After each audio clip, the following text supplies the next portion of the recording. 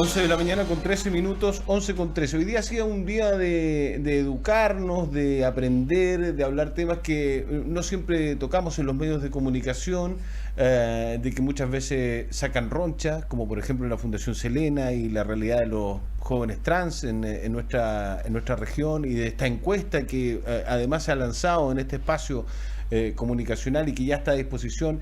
Y vamos a hablar en el bloque de salud de la ley 21.030, que es la ley de el derecho a la interrupción del embarazo, básicamente. Está con nosotros Lorena Riquelme. ¿Cómo estás, Lorena? Un gusto de saludarte. Buen Hola, día. muy bien, gracias. Bienvenida, muchas gracias por Gracias. acompañarnos, por estar y por hablar de esta ley que ha sido cuestionada desde su origen. El tema del mal llamado aborto, como me decías tú fuera de micrófono, que es la interrupción del embarazo, es un tema que tiene ideología, que tiene que se contrapone la razón y la fe, por decirlo en algún momento, de que hay gente que está absolutamente en desacuerdo, otro que da gracias que por lo menos que sean 3 causales, otros que buscan el aborto libre, que hay que llamarlo así porque es así como se ha masificado también el tema.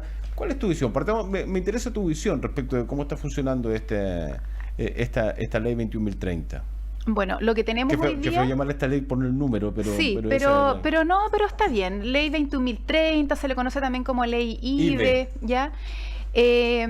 Bueno, lo que tenemos hoy día desde el punto de vista legal es esta ley. Y esta ley lo que permite es la interrupción en 3 causales muy, muy específicas. Efectivamente, es como tú dices, no estamos hablando acá de aborto libre o aborto bajo cualquier circunstancia, sino que estamos hablando de 3 situaciones muy específicas y las cuales además tienen un tremendo...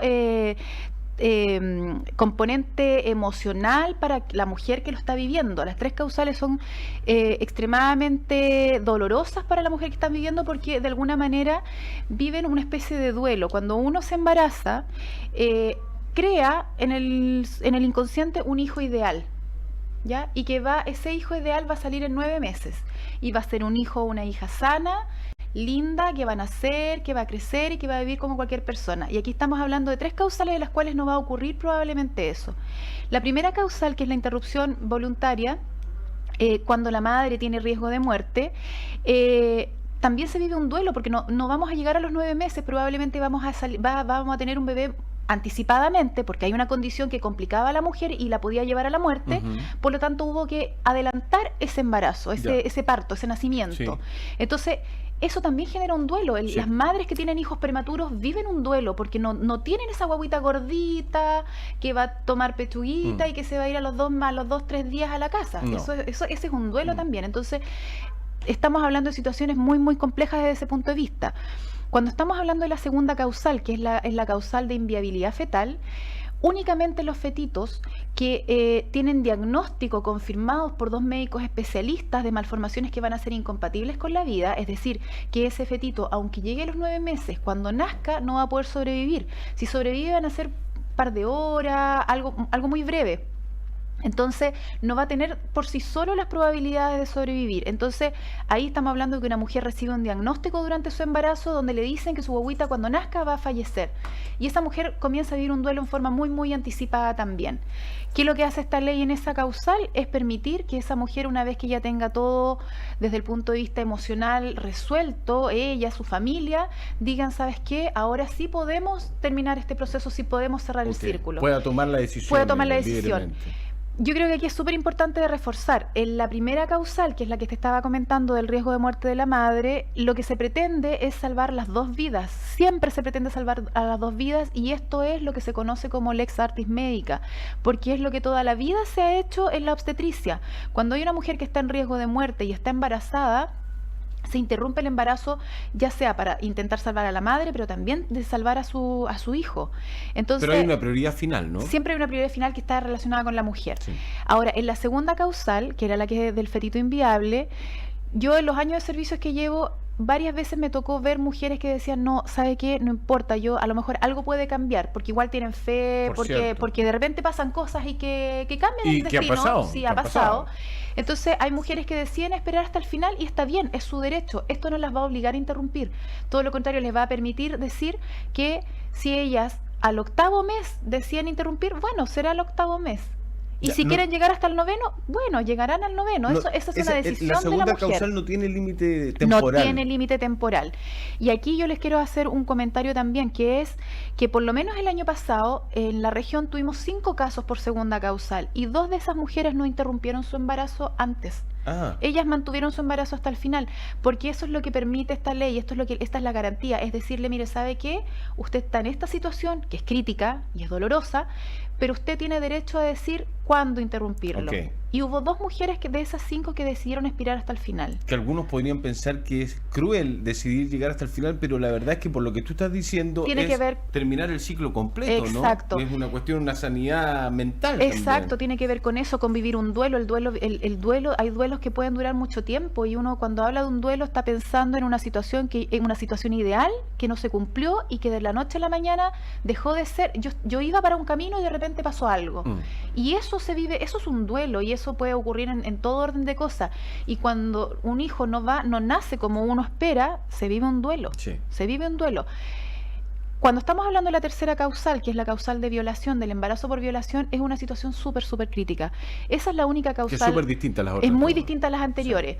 Y esta es la única causal que tiene tope, pero que además estamos hablando de una causal de aborto. Las otras 2 no son de aborto porque son embarazos generalmente de edades más grandes. Ok. Aquí estamos hablando de un embarazo muy, muy pequeñito, estamos hablando de límites de edad, por lo tanto una mujer que es embarazada producto de una violación solo puede interrumpir hasta las 12 semanas. 12 semanas son 3 meses. Nada, es muy poquito, no se alcanza ni a notar el embarazo. De hecho, ¿por qué es importante esto? Porque cuando estamos hablando de niñas menores de 14 años, una niñita menor de 14 años que es abusada, que es violada crónicamente, puede que no alcance ni siquiera a darse cuenta que está embarazada antes de que pasen 6, 7 meses y ahí esta ley ya no les alcanza. Ahí lo que tenemos es otro tipo de cosas que tiene que ver con el acompañamiento y que tiene que ver con el apoyo en caso de que ella, por ejemplo, quisiera dar a su guaguita en adopción cuando nazca. Ya, pero no puede abortar Pero ya a no los puede, 6 meses. no puede de ninguna manera. La niñita menor de 14 años solamente tiene La ley plazo, no lo permite. la ley no lo permite. Estamos hablando de un plazo de 14 semanas y 12 para las que son mayores de 14 años. Entonces, eso está regulado y eso no permite de ninguna manera que ocurra de una forma diferente, porque es una ley, como ley tenemos que cumplirla y nosotros somos Yo entiendo. funcionarios públicos además. Yo entiendo. Ahora, el punto es que podría ahí haber o la búsqueda de una solución respecto de que, debido a las razones que tú estás entregando, y que yo las encuentro sumamente razonables y comprensibles, que puede ser difícil que una niña de 13 años no se dé cuenta de que está embarazada, siendo abusada o violada de forma periódica, antes de los 6 meses, de que pueda tener la opción, la familia o ella, de tomar esa decisión. En este minuto no existe esa Yo lo posibilidad. sé, yo lo sé. Y la verdad es que es bastante complejo. Yo creo que eso va a ser muy complejo, yo creo que no va a ocurrir nunca, porque Ok. cuando estamos hablando de un embarazo por violación, estamos hablando de que la forma en que se gestó ese embarazo es la mala, Ujú. ¿ya? Pero en definitiva estamos hablando de un embrioncito, comillas, sano. Por lo tanto, si ya pasan de las dosis de las 14 semanas, estamos hablando de un feto que, dependiendo de la edad en que se pueda interrumpir, pudiera tener alguna probabilidad de sobrevida. Entonces, cuando estamos hablando de fetos de más de 20 semanas, Ya en entiendo. realidad estamos hablando de que pudiera sobrevivir. Entonces, ¿cómo a una persona que va a sobrevivir no le voy a quitar lo que necesita, que en el fondo es Entiendo. el Sí, embarazo, ¿te sí. fijas? O sea, yo creo que eso no va a prosperar, o sea, desde me- lo personal. me no, refiero. por cierto, sí. O Sí. sea, en base a tu experiencia como profesional de la salud, no vamos a llegar nunca al aborto libre, entonces. Puede que lleguemos al aborto libre, pero con topes. Ah, ok. Porque A es ver. distinto.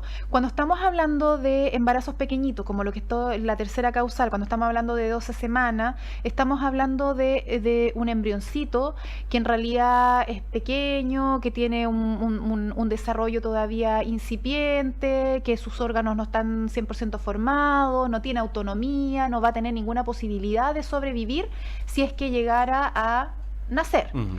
Entonces, si es que llega en algún momento la situación del aborto libre, efectivamente lo más probable es que va a tener topes. Ya. No sé cuánto será el tope, pero No, en el por fondo cierto. va a tener topes, porque pasadas las 20 semanas, pasadas las 22 semanas, los fetos pueden sobrevivir. Probablemente secuelados, Hay excepciones también, hay excepciones, porque hay niños que sobreviven y que tienen secuelas más leves, ¿te fijas? Pero pudieran tener harto nivel de secuela, pero ya pasadas las 20-22 semanas, un fetito puede sobrevivir. ¿Cuál es ese porcentaje de sobrevivencia? No, en este minuto no sabría decirte el porcentaje de sobrevivencia. No es alto. Ah, okay. Estamos hablando de un 30 o un 40% de sobrevida de los fetitos menores de la mitad. Menos de 1.500 gramos, que es alrededor de 20 y tantas semanas, 26 semanas. Entonces, pero un feto de sobre 22 semanas tiene la probabilidad de sobrevivir. Okay. Tiene la probabilidad. Y ya teniendo esa probabilidad, no podemos, cambia la historia. Por lo tanto, yo creo que si en algún momento esto migra hacia el aborto libre, siempre va a ser con un tope en el cual efectivamente no haya posibilidades de que en el fondo le estés quitando opciones a ese niño o a esa niña. ¿Está bien educada, está bien informada la población respecto de las 3 causales? Yo creo que aún nos falta, y por eso es que es importante estos espacios que ustedes nos brindan, porque en realidad todavía hay harto desconocimiento de lo que significan las 3 causales, todavía se asocia esta ley con aborto libre, que era lo que estábamos conversando, que no existe hoy día en nuestro país. Cualquier aborto que se haga por fuera de estas 3 causales, en el fondo está fuera de la ley. Tal como te dije en un principio, esto es la mal llamada ley de aborto, te digo yo, porque en definitiva las 2 primeras causales estamos hablando de embarazos mayores a 20 semanas generalmente, y en cambio la única de aborto propiamente tal es la de la tercera causal. Por violación. Pero con límite, pero con sus límites. Entonces yo creo que aún nos falta un poco de conversar esto. Yo te digo, para mí me ha sorprendido un poco esto de que la gente haya pensado de que en todas las oportunidades se puede abortar. Y que el bebé se va a morir. Acá nosotros tenemos 3 cosas súper claras. La primera, de la madre, se pretende salvar a la madre, pero se dan todas las opciones para que ese fetito cuando nazca tenga la mejor posibilidad de sobrevida, y por eso es que no puede ser en cualquier lugar tampoco. Punta Arenas únicamente, Magallanes únicamente puede hacer interrupciones en Punta Arenas y en Puerto Natales, y las que son situaciones de más riesgo se hacen únicamente en Punta Arenas, porque aquí en Punta Arenas está la unidad de cuidado intensivo para la madre. Y está la unidad de neonatología para el fetito, porque la unidad de neonatología es la que le va a tener que prestar todo ese soporte que la madre ya no le va a poder entregar. Entonces, eso no está, por ejemplo, en Natales, y no está en Porvenir, no está en Williams. Y es absolutamente necesario. Y es absolutamente necesario, pero ojo que esas pacientes, cuando están en una situación como las que estamos conversando, tienen que ser trasladadas a Punta Arenas, y eso está coordinado en forma regional, los traslados. Y esto, como te decía desde un principio, es algo que viene haciéndose desde la historia, en el fondo, de la obstetricia en Chile. Perfecto.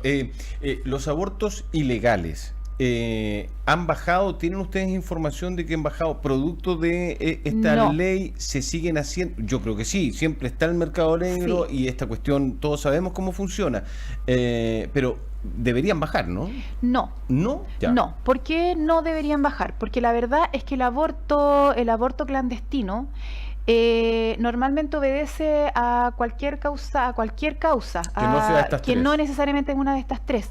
Entonces, la verdad es que esto no se asocia no se va a asociar a bajas de tasas de aborto clandestino. Ahora, ¿por qué es importante también esto de insistirlo? En algún momento mucho se habló de que las mujeres iban a usar la tercera causal para abortar en forma habitual. En la región, en lo que va desde el 2017, de septiembre de 2017, que está la ley vigente, hasta la fecha, llevamos 5 interrupciones por tercera causal. 5. ¿Qué edad? De las mujeres, sí. 20 y tantos años hacia arriba, mujeres adultas.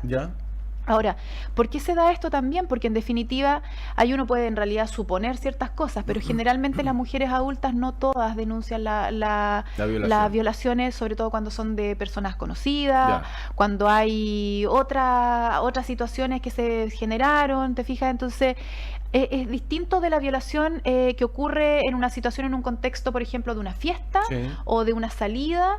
Eso es distinto. Esas mujeres generalmente sí van a hacer la denuncia y todo, pero cuando se da en un contexto más de cercanía, las violaciones no son denunciadas.